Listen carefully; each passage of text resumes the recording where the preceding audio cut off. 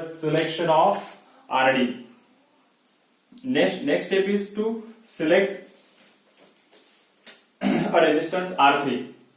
Before that, so up to this we select R1, we select R2, we select RD. So next step is to select an transistor T1. Let us start with the transistor T1. Selection of transistor T1. So for transistor T1, again we have to consider this transistor T1 collector to emitter voltage as well as a collector current. So let us start with the VCE1. So VCE1 is equals to voltage available at this point. So for designing VCE1, we have to select a maximum input current. So maximum input voltage, that is given as 30 volt. So we can consider it as VI max minus voltage available at the emitter side. Emitter side voltage is nothing but a voltage drop across the RSC and output voltage. So this is VRSC plus VO. So VI max is given as 30 volt and this is to be assumed as 0.5 because this is in off condition. So we have to assume 0.5 volt plus VO is given as 12 volt. So this is nothing but a 17.5 volt. So this is VCE1. So VCE1 is equals to 17.5 volt. Again we have to calculate the IC1.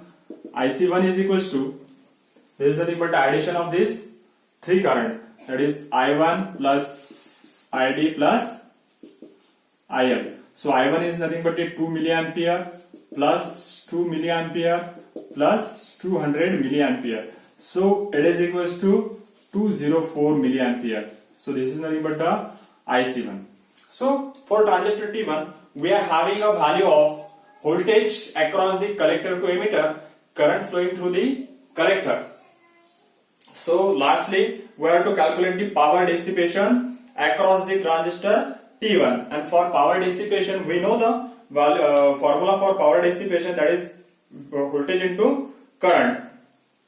So this power dissipation across the transistor T1 is VC1 multiplied by IC1. So it is equals to 17.5 volt multiplied by 204 milliampere. So this is nothing but a power dissipation across the transistor T1.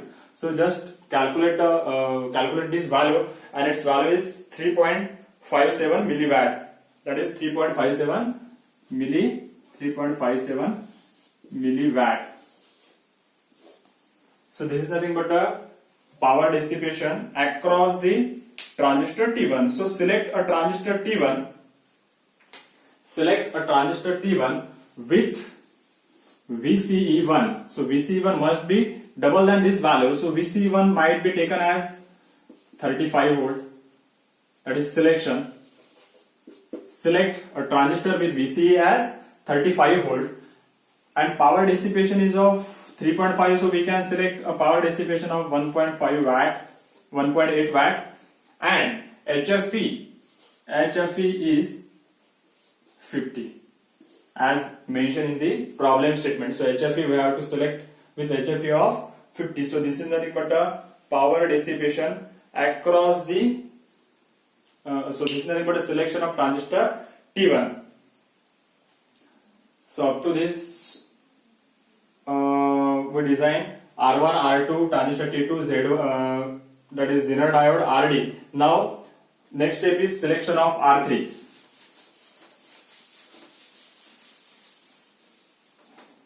Selection of R3.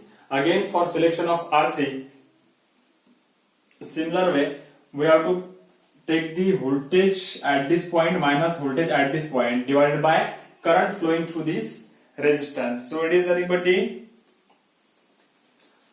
so R3 is equals to voltage at this point is VI minimum minus voltage appearing at this point. So it is, we already calculated this voltage, that is nothing but a VB1 VB1 plus VRSC plus VO divided by I3. So that is nothing but I3. So I3 is nothing but D.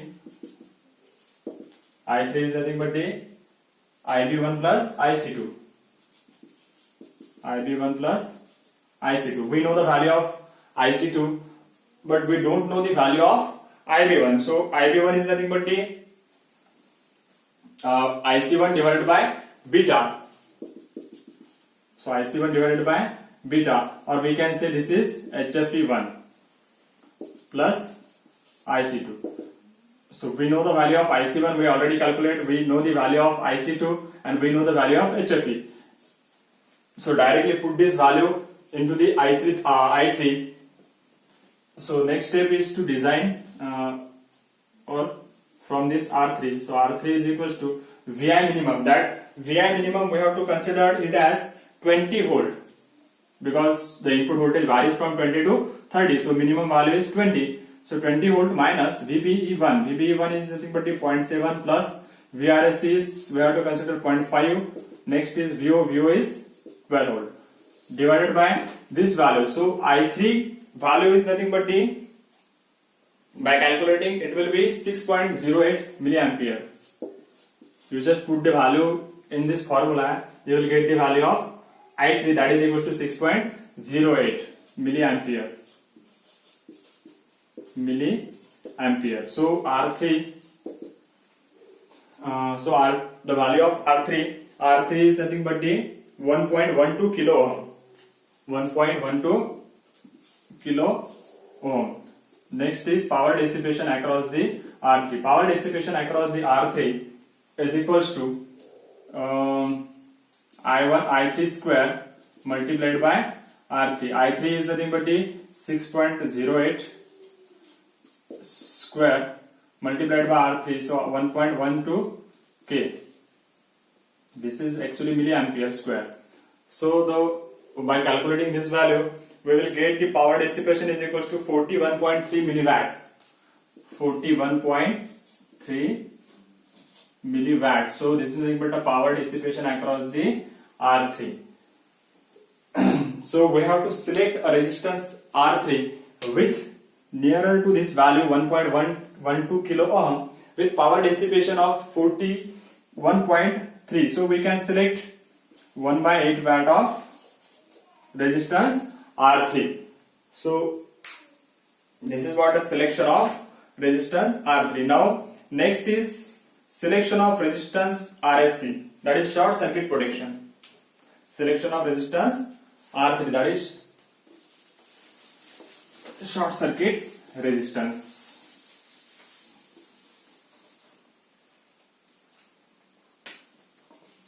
RSC.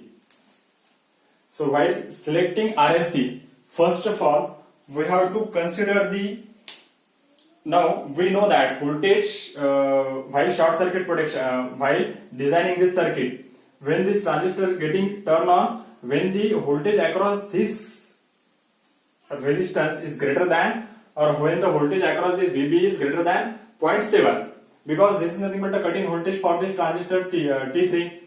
So while selecting this RSC, we have to consider the overloading condition for designing of this two component, that is RSC and transistor T3. So now we have to assume VRSC, that is VRSC is equals to 0.8, because we are selecting this component or designing this component for the overloading condition.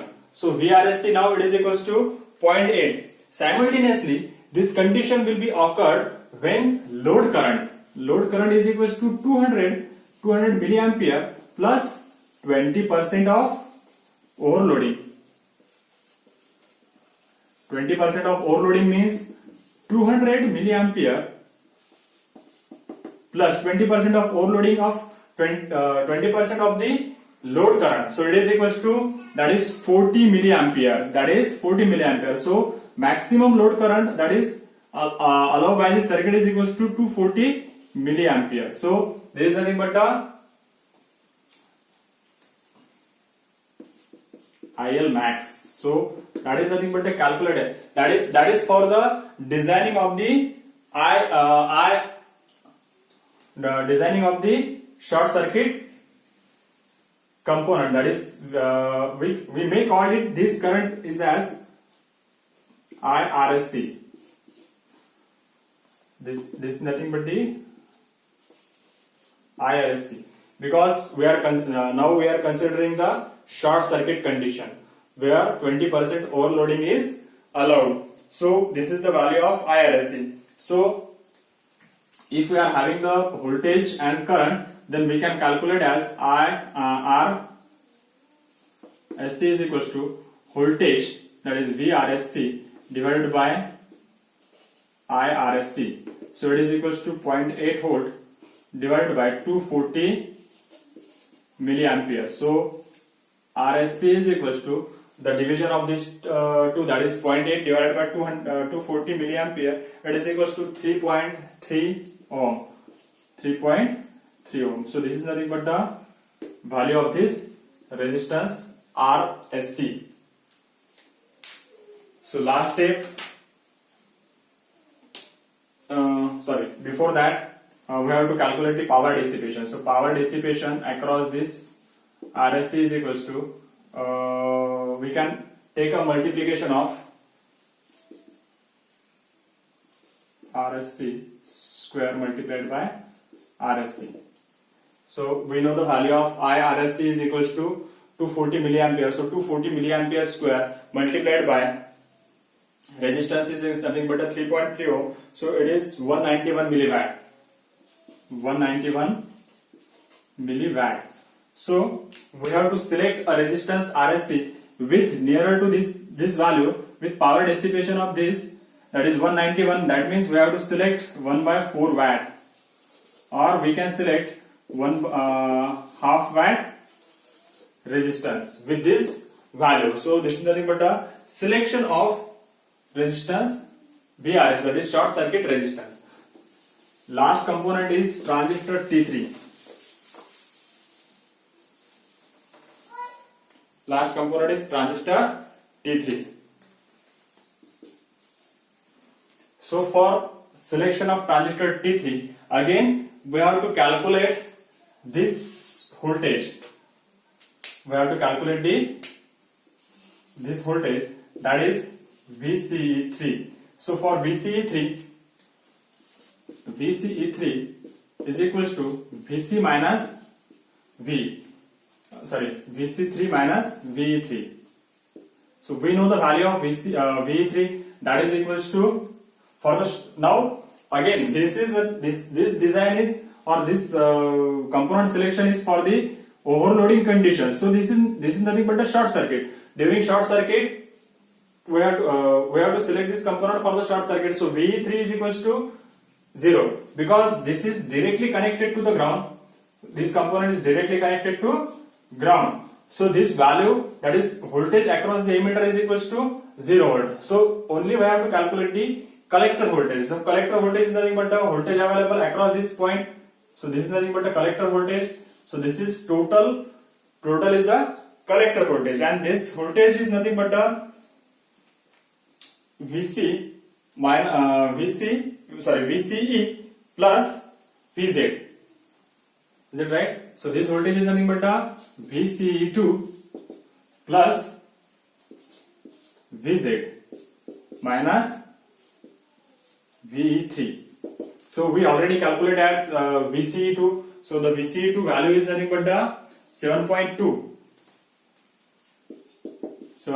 plus 6 volt minus 0 volt.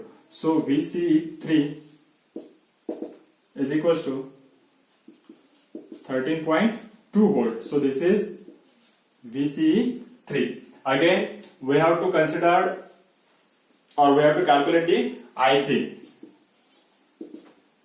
So I3 is nothing but the, while selecting I3, again we have to consider the same condition, that is short circuit protection. So we have to assume this current, the total or maximum current is flowing through this transistor T3. So we are assuming I3 is approximately equals to, so that is basically this is IC3. So IC3 is approximately equals to I3. This is for the short circuit condition. This is for the short circuit condition. So we know the value of I3. So I3 value is nothing but the 6.08 milliampere. 6.08 milliampere, which we are already calculated. This is nothing but the IC3. So power dissipation across the transistor T3 is nothing but the VCE3 multiplied by IC3. So it is equals to 13.2 volt multiplied by 6.08 milliampere. So so just by calculating the 13.2 multiplied by 6.08 milliampere, we will get the power dissipation is equals to 81.41. So it is 81.41 milliwatts. So power dissipation across the transistor T3. So select a transistor T3. With this value. With this value means VCE. VCE is given as 13.2. So we can select a double than this value, or we are having 30 volt VCE with power dissipation of 81. So we can select a half watt transistor with HFE. With HFE is equals to 100. So this is all about the voltage regulator or design and voltage regulator which provide a short circuit protection.